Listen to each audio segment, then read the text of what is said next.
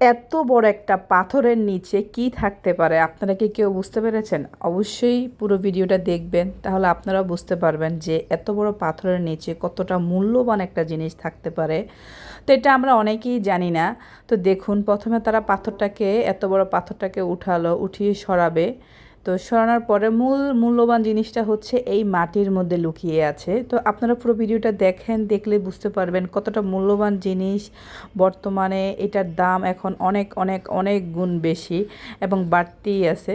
তো দেখুন, এই যে প্রথমে মাটিগুলো এখান থেকে নিবে, নেওয়ার পরে তো আমরা আসলে এই তো মূল্যবান জিনিসগুলো কোথায় পাওয়া যায় বা কীভাবে তারা এটা সংরক্ষণ করে, এটা আমরা অনেকেই জানি না। তো মাটিগুলো নিয়েছে, নেওয়ার পরে এখন পানি দিয়ে এটা ভালোভাবে ধুবে।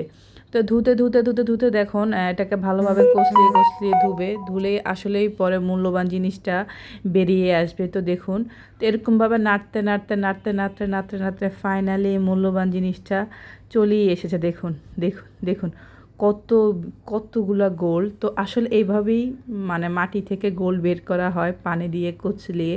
এটা আমরা হয়তো অনেকেই জানি না। তো যারা এই পুরো ভিডিওটা দেখেছেন তারা অবশ্যই বুঝতে পেরেছেন। আর যদি আপনাদের কাছে এরকম ভিডিও ভালো লেগে থাকে অবশ্যই কমেন্ট করে জানাবেন।